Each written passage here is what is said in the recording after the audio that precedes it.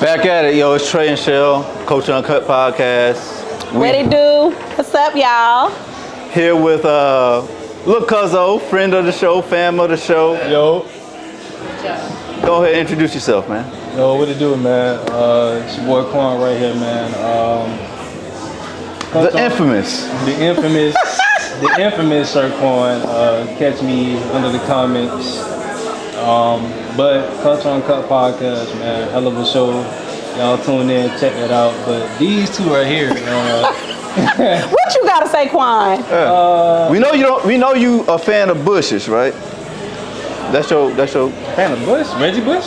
Mm-hmm. Reggie Bush, you know, he plays nice. Reggie Bush, but what type of Bush you talking about? You know he ain't talking about no Reggie Bush. Okay, let's get this straight right now. So, there's a former person on the show, by his side, the rich homie. She mentioned that she had a bush, and Yeah, we're gonna skip all this. yeah, we're gonna skip it. Cut that. That's Culture Uncut right there. No. All right. Well, say what you with your chest then. Yeah, you toxic. Now he called me toxic. Yeah, they ain't bring no pressure on us. I think you got me mixed up with Blue. Nah, they gotta bring some pressure. You and Blue toxic. Blue beating people ass with fire extinguishers. So we in Damn, he coming down on the girls. No, I mean like. Okay, he coming down on the girls. I like the women. I support the women. Okay, but we toxic, huh? Yeah, y'all toxic. Y'all Okay. Y'all just can't have it one way and then expect us to give in. That's how y'all want it. No. Burger King, one way, your way. I think that's for women though, because the reason why I say that is because women are emotional. They lead with emotion. Facts. So when it gets to a point where a woman gets emotional, they don't think properly, and things can escalate. So 9 times out of 10, women are, how do I say it, delicate creatures when they want it. They know where to hit the man. They know where to go. So, do you handle altercation delicately? How you say that word? Delicately. Yeah. Do you handle it? How do you handle altercation? It really depends on what type of situation. Me, I don't argue. I just laugh at the women. Oh, you nonchalant? Yeah, I just look at Hell, a nonchalant here. I just look at them and Nonchalant. yeah, if you was like, come on the show and you just yelling at me, I just look at you and laugh and like, okay, like you'll get over it. And you know the ladies hate when men like really come at us and like not, even if we clowning, Right. to come and laugh at us, like that is some. I mean, that's some mean shit y'all do. It's not mean. It's the fact that y'all gotta understand how mean y'all are to a degree. So us is just us being us. Okay. We do be a little bit mean and ornery sometimes. Exactly. I will have to give it to you, especially when y'all get us to a place where you're not listening, and we feel like we're getting tired of the damn nonchalant stuff. Give us an example. I mean, just the simplest things, the not communicating, the being petty. Like, I cannot stand a petty man. So if a man do stuff that's petty, to me, it's a major turnoff. What's petty to you? What's petty to me? Yeah, what's petty to me is, I've been telling you all month, Right. for the last month, all of June, that I'm about to go out of town. Nice. All right. Where you going? I got the Trap Museum event with the podcast crew in the Roll Up Network and Culture Uncut podcast. Okay, so I'm here. Right. I've been telling you about that. So Yeah. we you been telling me. I'm tired of hearing we this shit. talk in the morning, and I'm telling you, I just finished packing. I'm about to catch my flight. You clearly not listening to me, because as soon as I touch down in Atlanta, I got 100 missed calls. All right, I got 100 missed text messages or whatever. I look at the text messages. Here you go talking about I called 3 times. You got you a whole and stalker. left voicemails. So, you're right. Which is cool. That's so sweet. Like, I love that you did that, because, you know, that let me know you care. You wanted to hear my voice. That's cool. But this herein lies the problem. When I message you back and I say, hey, I'm still on the plane. I just dropped down. Right. Give you a call back later. No response. Oh, on nice. purpose though. Oh, yeah, he it was no tried. response on purpose. You being petty. How you know it was on purpose? Let me tell you how I know. Let me tell you how I know. Let me tell you how I know. Fast forward to this morning. How was it on purpose? Fast forward to this morning. Right. I called. I said, hey, how are you? How's work going or whatever? Because I know he get up early for work or whatnot. And he was like, I was like, did you get my messages? My responses? And he was like, yeah, I did. And I said, well, why didn't you say anything? And he said, because when I called you 3 times or whatever and I left voicemails, I don't expect a text message back. I expect a call back. But you know that I'm here working and you know I've been explaining to you what I'm doing. Right. Hold up. And then he said something to the effect of, what did he say?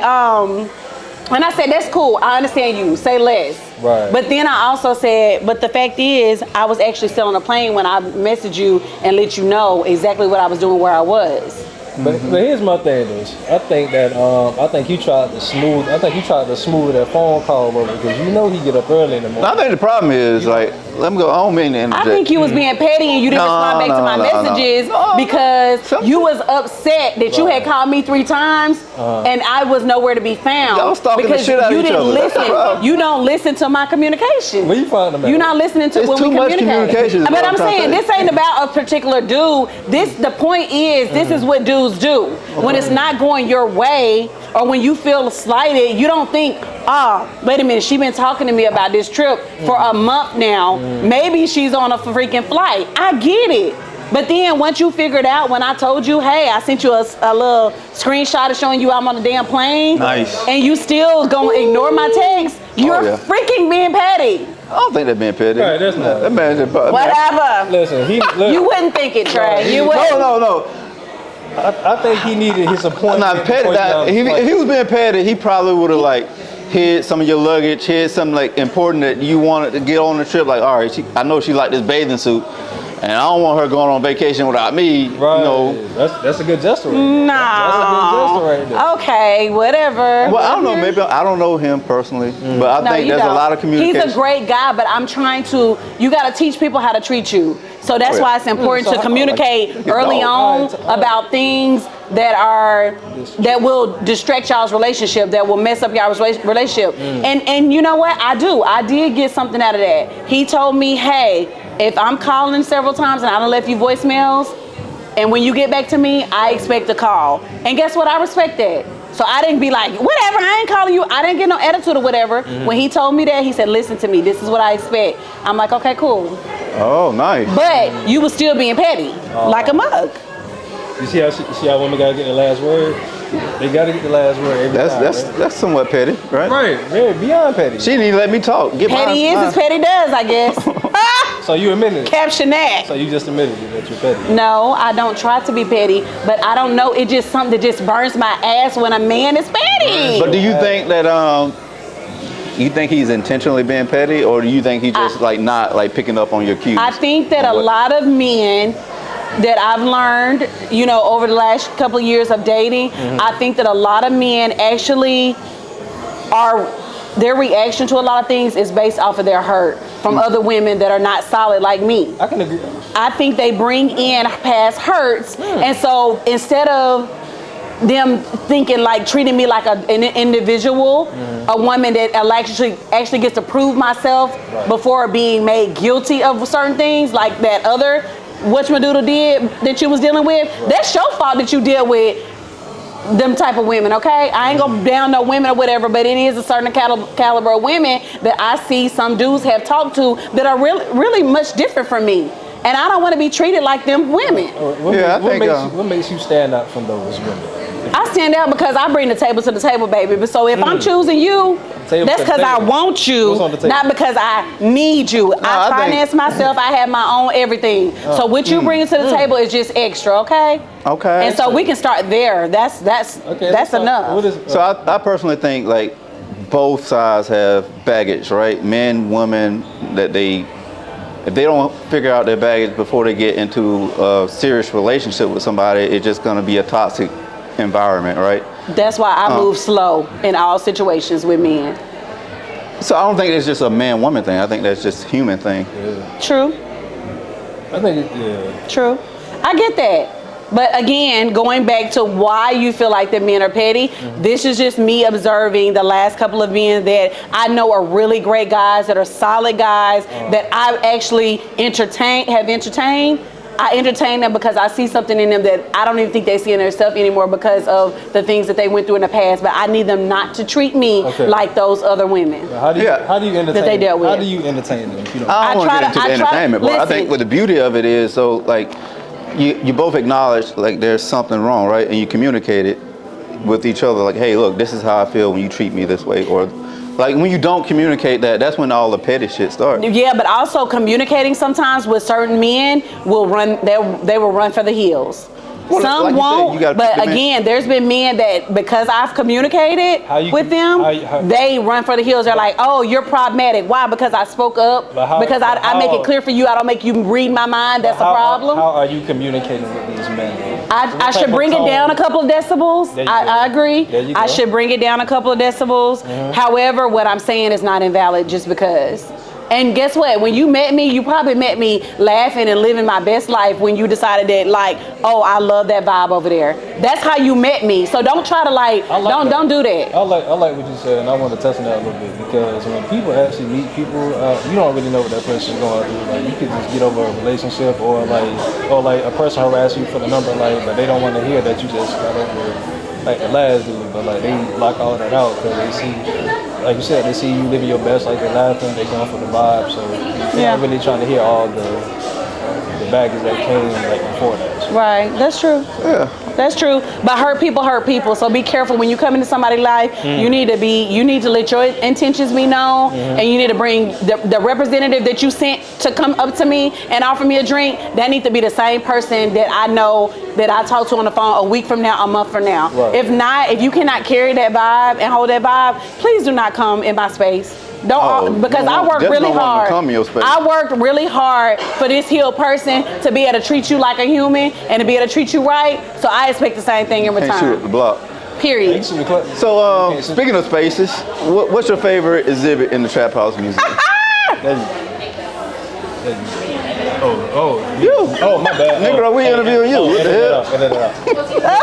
We didn't end it. It's uncut, yeah, you just said don't cut it What up. you like in this museum? T.I. did this. I mean, this is Yeah, you on so much fun. It's a whole granny vibe. couch right now. But what you like? Technically, I like everything. This is my first time here, so I'm just taking in everything. Pause. Whoa. What's your favorite room? What's your favorite artist? Who you mess with? Is it Atlanta? Is it West Coast, East Coast? What you like? What's your favorite? More so a West Coast type of guy. Okay, Tupac. Yeah. So I kind of listen to like everybody, to be honest with you. But my music style is versatile. I don't try to be in one box. Yeah, same. Oh yeah, you definitely. But you favor the West Coast rappers, huh? Yeah, multiple boxes you gotta try to get into. Yeah. So out of this Trap House, which one? What's Who you vibe? feeling? What exhibit you feeling? What brought you? What got your eye? Whose exhibit? I would say this. This one? This exhibit right That's here. what's up. You got your old school pictures of all the artists, some of the young, back in the day, yearbook photos. Right. And then, the nostalgic, like, typical house where your mama you ain't finna be sitting up in the insurance man room. This insurance man living room. Ain't nobody sitting in these couches. Oh yeah, time to get off the couch. So my booty stuck about damn near to this couch. It's been real, and hopefully it ain't no sweat stains on this plastic. I mean, your legs probably stuck. Oh yeah, probably. No, so. we appreciate it. No, I appreciate what you're saying, Young King. Like, I hear you. I be talking and stuff like that. But honestly, like, I'm hearing you and I'm learning. Growth has actually taught me that I really gotta listen to what men say. But a lot of times with men too, just like with women, you gotta kind of read in between the line. That's gonna be that's your cheat code right there. Is reading in between the line of what they're saying here and there. That's what you gotta pick up on. And when you do that, you can really like learn a person's love language. Yeah, the problem is these niggas ain't trying to read no lines, right? They get this microwave society, everything. Microwave society. They read panty lines. That's all right. Not the panty line. There you have it. There you have it. All right. Well, this is the Culture Uncut. We love you guys. Peace.